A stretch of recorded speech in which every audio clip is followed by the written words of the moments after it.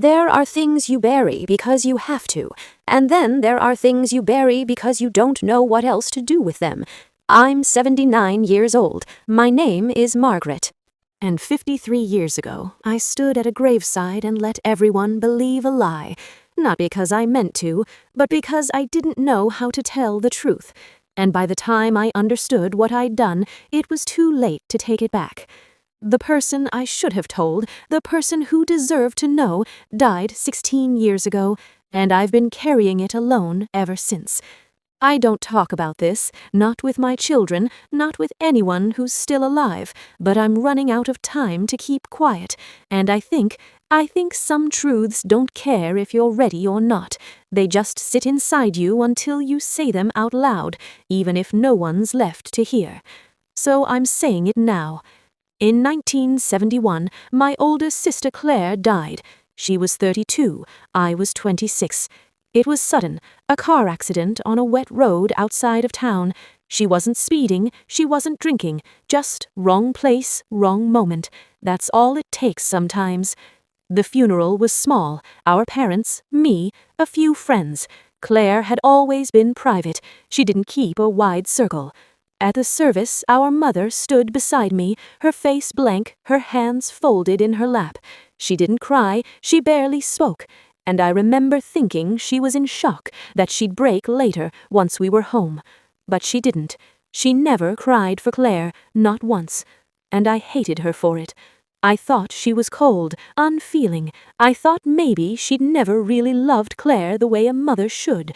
Maybe Claire had always been too difficult, too quiet, too strange for our mother to understand. So I grieved louder. I cried at the funeral. I cried for weeks afterward. I wore black longer than I needed to. I made sure everyone knew I was heartbroken. And in some way I didn't fully understand then. I think I was grieving for my mother, showing the world what she wouldn't. I became the keeper of Claire's memory. I was the one who spoke her name, who told stories about her, who insisted we visit her grave on her birthday. Our mother came along, but she never said much. She'd stand there with her hands in her coat pockets, staring at the headstone like it was a stranger's name. And I resented her for that too. Years passed. I got married, had 2 daughters. My mother grew older, quieter. We saw each other on holidays, but there was always this distance between us, this coldness I couldn't name. I told myself it was grief, that losing Claire had broken something in her, that she'd shut down and never open back up. But I also told myself she'd made a choice, that she could have loved us more if she wanted to, that she could have let us in. I stopped trying. In 2008, my mother had a stroke. She survived, but it left her weak, confused. She moved into a care facility near my house, and I visited her twice a week, sometimes more. Her memory started slipping, not all at once, just little gaps. She'd forget what day it was, forget if she'd eaten. She'd ask me the same question 3 times in one conversation. But other things stayed sharp. She could still recite poems she'd memorized as a girl. She remembered the name of every teacher she'd ever had. She could describe in perfect detail the dress she wore to her high school graduation. And one afternoon in late September, she remembered something else. I was sitting beside her bed. She'd been quiet most of the visit, staring out the window at nothing. Then, out of nowhere, she said, "I never told you about the baby." I looked up. "What baby?" She didn't look at me, just kept staring. "Claire's baby." I felt something cold move through me. "Mom," I said carefully, "Claire didn't have a baby." She turned her head then, looked right at me. "Yes," she said, "she did." At first I thought it was the stroke, confusion, a false memory. But she kept talking. She said Claire had gotten pregnant when she was 19, that she'd hidden it for months, that by the time our mother found out, it was too late to do much about it. This was 1958. You didn't have options then, not the way you do now. Claire had the baby in a home 2 towns over. Our mother went with her. No one else knew. It was a girl. Claire held her once, maybe twice. Our mother wasn't sure. And then they took her away. My mother said Claire never spoke about it again, not on the drive home, not in the years after. She finished school, got a job, moved into her own apartment, lived a small, quiet life. But our mother said she could see it, the way Claire carried herself, the way she looked at children in the grocery store, the way she'd go silent on certain days of the year. She never forgave herself, my mother said, and she never forgave me. I sat there, frozen.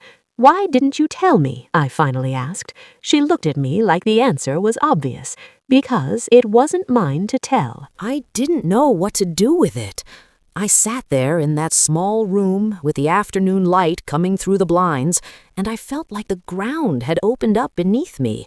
Everything I thought I knew about Claire, about my mother, about the funeral, the silence, the coldness, all of it had just shifted.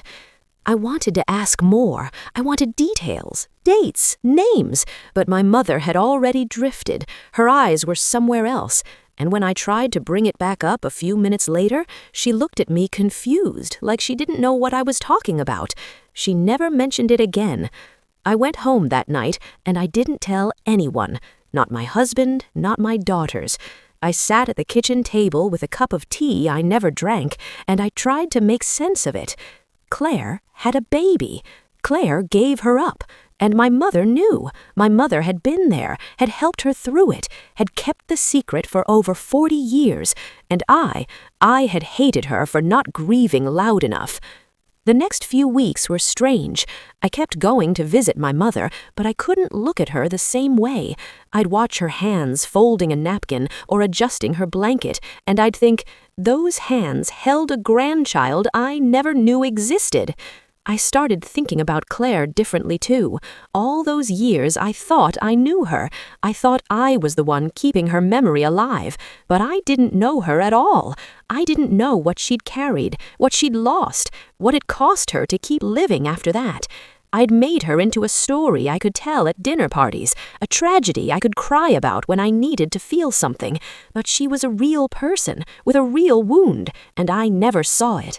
I thought about looking for the child. The girl would have been in her 50s by then. Maybe she had a family. Maybe she knew she was adopted. Maybe she'd spend her whole life wondering where she came from. I thought about it for months, but I didn't do it because it wasn't my story. It wasn't my secret, and I didn't have the right. Claire never told me. My mother barely told me, and the only person who could have made that choice, Claire, was gone. My mother died in 2011, peacefully, in her sleep. I was with her the night before. I held her hand. I told her I loved her, but I didn't ask about the baby again, and I've regretted that ever since. Because now they're both gone, and I'm the only one left who knows. I'm the only one carrying it, and I don't know what I'm supposed to do with it. Sometimes I wonder if I should have told my daughters, if I should have said something while I still had the chance. But what would I say? Your aunt had a baby she never told anyone about. Your grandmother helped her give it away, and I found out by accident when she was 87 years old. What good does that do? It doesn't bring Claire back. It doesn't undo anything. It just makes them carry it too. But here's the thing I can't stop thinking about. At the funeral, Claire's funeral, I stood there and I cried. I cried because I loved her, because I missed her, because it wasn't fair. But I also cried because I thought I understood what we'd lost, and I didn't. I had no idea what she'd already lost, what she'd been living with, what she woke up to every single day. And my mother, the woman I resented for not crying, she knew. She knew exactly what Claire had carried, and maybe that's why she couldn't cry, because her grief wasn't just for the daughter she buried. It was for the daughter she watched give a piece of herself away 30 years earlier. It was for the baby no one talked about. It was for all the years in between, watching Claire try to keep going. I think about that a lot now. How we grieve in ways other people can't see. How silence isn't always coldness. How sometimes people hold things because letting them out would break them completely. I don't know if my mother ever forgave herself for what happened with Claire. I don't know if Claire ever forgave her. I don't even know if there was anything to forgive. Maybe it was just life, the kind of life women had to live back then, the kind of choices that weren't really choices. But I do know this.